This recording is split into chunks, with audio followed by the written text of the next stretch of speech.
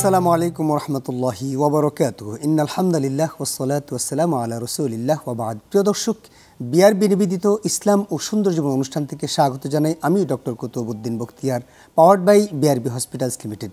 আর পুরো মাস জুড়ে চ্যানেল 24-এর এই অনুষ্ঠানে আমরা চমকপ্রদ কিছু বিষয় নিয়ে আলোচনা করে থাকি, আর আমাদের সাথে অংশগ্রহণ করে থাকেন দেশ বিদেশের বরেণ্য ইসলামী স্কলারগণ। আজকে আমাদের আলোচনার বিষয় হলো কিয়ামুল লাইল।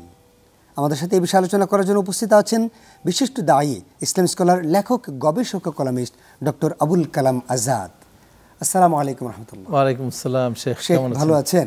আল্লাহ ইবারিক ফিক, জাযাকাল্লাহ খাইর। আলহামদুলিল্লাহ। আলহামদুলিল্লাহ। শেখ, আপনার কাছে আমরা অত্যন্ত গুরুত্বপূর্ণ একটি বিষয় কিয়ামুল লাইল সম্পর্কে আলোচনা করতে চাই। আল্লাহ সুবহানাহু ওয়া তাআলা নবী মুহাম্মদ রাসূলুল্লাহ সাল্লাল্লাহু আলাইহি ওয়াসাল্লামের মধ্যে ঘোষণা করেছেন সালাতুল লাইলি মাথনা মাথনা বলেছেন। আমরা আপনার কাছে জানতে চাই কিয়ামুল লাইল কি? কিয়ামুল লাইল নিয়ে বাংলাদেশে কিছু বিতর্ক রয়েছে, যদি আপনি আমাদেরকে এই বিষয়গুলিতে একটু অপনোদন করতেন। জাযাকাল্লাহ খাইর। প্রথমে হলো কিয়াম মানে দাঁড়ানো, লাইল মানে রাত। আমরা জানি রাতে সব কিছু ঘুমিয়ে পড়ে, মানুষ ঘুমায়, পশু পাখি ঘুমায়, গাছপালা ঘুমায়। তো এখন আল্লাহ এখানে বলেছেন ঘুমালে চলবে না, দাঁড়াতে হবে। সুবহানাল্লাহ। জাগ্রত থাকতে হবে, স্ট্যান্ড বাই থাকতে হবে, অ্যাক্টিভ থাকতে হবে। তার মানে দেখেন, এই দুনিয়াতে যারা বড় পজিশন পেয়েছে বা পায় তারা কিন্তু সবসময় অ্যাক্টিভ থাকে। জি, আমাদের নবী করিম সাল্লাল্লাহু আলাইহি ওয়াসাল্লাম বলেছেন কি, আইনানে তানামানে ওয়াল কলবু ইয়াকযান। আমার দুই চোখ ঘুমায় কিন্তু কলব জেগে থাকে। সুবহানাল্লাহ। ঘুমন্ত মানুষ দিয়ে বড় কিছু হয় না। এবং সেই নবীকে যাকে আল্লাহ মাকামাম মাহমুদা দিয়েছেন, মাকামাম মাহমুদ মানে একজনকে দিয়েছেন সবচেয়ে বড় পজিশন, তাকে কি বলছেন? ফাতাহাজ্জাদ বিহি নাফিলাতাল লাক। হে নবী, আপনি রাত জেগে জেগে আপনি তাহাজ্জুদ করবেন, কিয়ামুল লাইল করবেন। রাতকে দাঁড়াতে হবে, রাতে অ্যাক্টিভ থাকতে হবে। সুবহানাল্লাহ। এরপরে মুমিনদের ক্ষেত্রে বলা হয়েছে তাতাজাফা জুনুবুহুম আনিল মাদাজি। যখন রাতের শেষ ভাগ হয় তখন তাদের পিঠটা এমনি উঠে যায়। আল্লাহু আকবার। আমি এটা বোঝার জন্যে একটু চিন্তা করলাম যে আল্লাহ তাতাজাফা জুনুবুহুম, যে পিঠ উঠে যায়, কেন বললেন এটা? তো তখন আমার মাথায় এটা আসলো যে দেখেন, একটা মা যদি তার শিশু সন্তান থাকে এবং সন্তান যদি তার একটু আনকমফোর্টেবল থাকে, মা জেগে যান। জি, এই সন্তানের টানে, ভালোবাসায়, যদি বান্দার ভালোবাসা থাকে প্রভুর প্রতি, তাহলে সেই বান্দা শেষ সাথে ঘুমাতে পারে না, অটোমেটিকলি সে উঠে যায়, তার কিন্তু কলিং বেল লাগে না। যেমন আবু বকর রাদিয়াল্লাহু তাআলা আনহু এই কিয়ামুল লাইল করতেন এশার নামাজের পরে। খেয়াল করলেন? জি। কারণ কিয়ামুল লাইলের সময়টা হলো এশার নামাজের পরে, ফজরের আগে। এই লম্বা সময়টা হলো কিয়ামুল লাইলের জন্য। তো একবার নবী করিম সাল্লাল্লাহু আলাইহি ওয়াসাল্লাম আবু বকরকে জিজ্ঞেস করলেন, আবু বকর, তুমি কিয়ামুল লাইল কখন করো? বললেন যে ইয়া রাসূলুল্লাহ, আমি তো এশার পরপরই করে ঘুমায় পড়ি। বলে কেন? বলে আমি যদি না উঠতে পারি। এবার ওমর রাদিয়াল্লাহু আনহু জিজ্ঞেস করলেন যে তুমি কিয়ামুল লাইল কখন করো? বললেন যে ইয়া রাসূলুল্লাহ, আমি তো শেষ রাতে করি। তো নবী করিম সাল্লাল্লাহু আলাইহি ওয়াসাল্লাম বললেন যে আবু বকর হলো সেফ আর ওমর হলো সাহসী। জি, হ্যাঁ। তার মানে কিয়ামুল লাইল এটা ডিপেন্ড করে কে কখন পড়বেন। সুবহানাল্লাহ আযীম। আর আবু বকর রাদিয়াল্লাহু তাআলা ব্যবসায়ী ছিলেন, ভোরে উঠতেন, এই জন্য তিনি সবাই ভোরে উঠতেন। বাট তার কাছে মনে হয়েছে যে আমি যদি আবার না উঠতে পারি তাহলে আল্লাহর সাথে সাক্ষাতের সুযোগটা আমার মিস হবে, মিস হয়ে যায়। আল্লাহু আকবার। উনি সেটা মিস করতে চাচ্ছিলেন। এবং আল্লাহ তো এই ওবিল্লাইলি হুম ইয়াসহারুন, হ্যাঁ, তারপরে এই যে শেষ রাতে উঠে আল্লাহর সাথে কথা বলা আল্লাহ খুবই পছন্দ করেন। নবী করিম সাল্লাল্লাহু আলাইহি ওয়াসাল্লাম যখন মদিনায় গেলেন, আব্দুল্লাহ ইবনে সালাম ইহুদি যে আলেম হাদিসটা বর্ণনা করেছেন, সেখানে বলেছেন কি আফশুস সালাম, তারপর আতিমুত তাআম, তারপরে কি বললেন ওয়াসাল্লু বিল্লাইলি ওয়ান নাসু নিয়াম তাদখুলুল জান্নাতা বিসালাম। আল্লাহু আকবার। আল্লাহু আকবার। যে মানুষ যখন ঘুমিয়ে থাকে, নিয়াম যখন করে ঘুমে, তুমি তখন কিয়াম করবা। জি, পৃথিবী যখন ঘুমায় তার মানে গোলামগুলো তখন জেগে থাকে। হ্যাঁ, আল্লাহকে পেতে গেলে নিয়াম করলে হবে না, কিয়াম করতে হবে। চমৎকার একটি শব্দের উদয় হয়েছে আমাদেরকে, মানে ঘুমিয়ে থাকলে হবে না, জেগে থাকতে হবে। ছোট্ট একটা বিরতির পর আপনার কাছে আসতে চাই। প্রিয় দর্শক, আপনারা দেখছেন বিআরবি নিবেদিত ইসলাম ও সুন্দর জীবন অনুষ্ঠান, powered by BRB hospitals limited. ছোট্ট একটি বিরতিতে যাচ্ছি, বিরতির পর ফিরে আসছি। আশা করছি আপনারা থাকবেন আমাদের সাথেই, এই অনুষ্ঠানের সাথেই।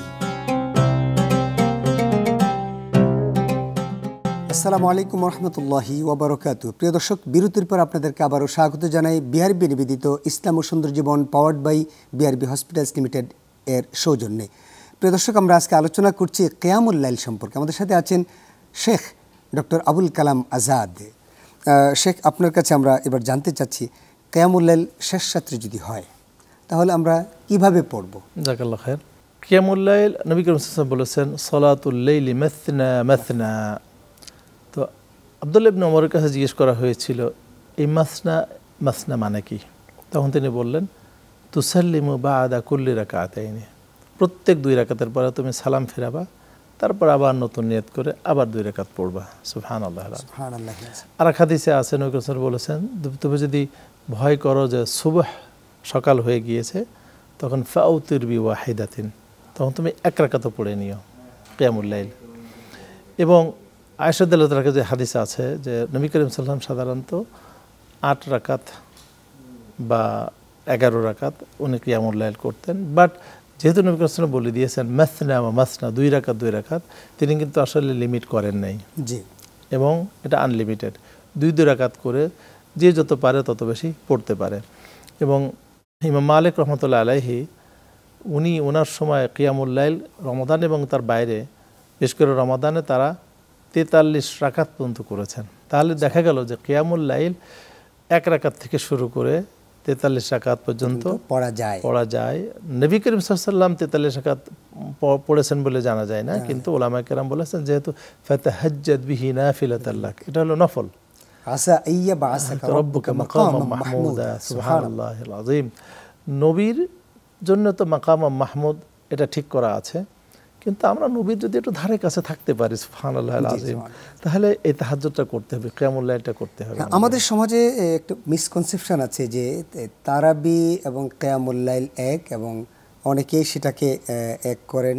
আবার তারাবি বলতে কিছুই নেই, সেটা কিয়ামুল লাইল এরকম কিছু বলতে চেষ্টা করেন।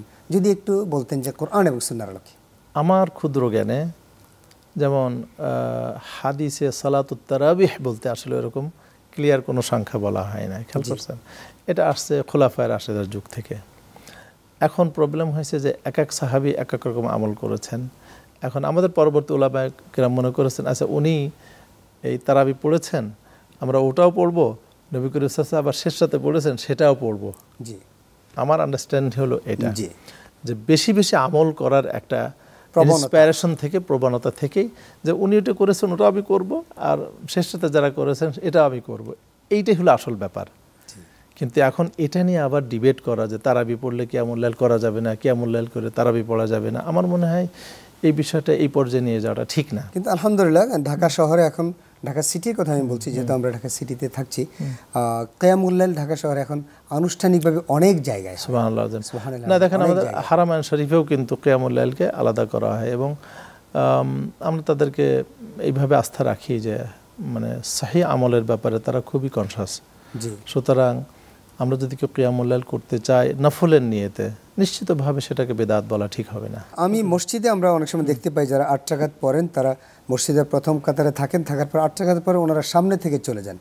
এইটা মসজিদের সৌন্দর্যতার হানি করে না। একটা বিষয় হলো যে ওনারা যদি বের হয়ে অন্য ইবাদত করেন তাহলে তো ঠিক আছে, কিন্তু অধিকাংশ ক্ষেত্রে দেখা যায় বের হয়ে গল্পগুজব করেন। জি জি। কিন্তু রমাদানে বিশেষ করে মসজিদে বসে 2 রাকাত সুন্নত নফল নামাজ পড়া মানে কত 700 গুণের বেশি সওয়াব হতে পারে। আমি সব থেকে কেন মাহরুম হব? তার মানে কিয়ামুল লাইল সম্পর্কে আমাদের যে অ্যাসেসমেন্ট হলো যে কিয়ামুল লাইল এটি আলহামদুলিল্লাহ শেষ রাত্রে আমরা যেটা পড়ব কিয়ামুল লাইল, আবু বকর সিদ্দিক রাদিয়াল্লাহু তাআলা আনহু তিনি সালাতুল ইশার পরে পড়েছেন, ওমর রাদিয়াল্লাহু তাআলা আনহু তিনি শেষ রাতে পড়েছেন। সুতরাং আমরা দুটো আমল যদি কেউ করেন এই বিষয়ে কোনো মতানৈক্য করা আমাদের উচিত। আমরা এটা নিয়ে আল্লাহ আমাদেরকে মাফ করুন, ক্ষমা করুন, আমরা যেন কিয়ামুল লাইল করতে। জাযাকাল্লাহ শেখ, আপনাকে সুন্দর করে অত্যন্ত মূল্যবান সময় আপনি আমাদেরকে দিয়েছেন। প্রিয় দর্শক, বিআরবি নিবেদিত ইসলাম ও সুন্দর জীবন অনুষ্ঠান আজ এ পর্যন্তই। Powered by BRB hospitals limited. আমরা চেষ্টা করেছি কিয়ামুল লাইল সম্পর্কে এখানে কিছু আলোচনা করার। আমাদের যাদের অভ্যাস রয়েছে শেষ রাত্রে ওঠার, কতই না ভালো, কতই না সৌভাগ্যবান তিনি আল্লাহর কাছে চাইতে পারেন, আল্লাহর কাছে চাইতে পারেন, তার যা আরাধনা রয়েছেন, যা চাওয়ার আছে তিনি চাইতে পারেন। আমাদের সকলকে যেন আল্লাহ শেষ রাত্রে উঠে কিয়ামুল লাইল করার তৌফিক দান করেন, এই প্রত্যাশা শেষ করছে আমাদের আজকের অনুষ্ঠান। আসসালামু আলাইকুম ওয়া রাহমাতুল্লাহি ওয়া বারাকাতুহু।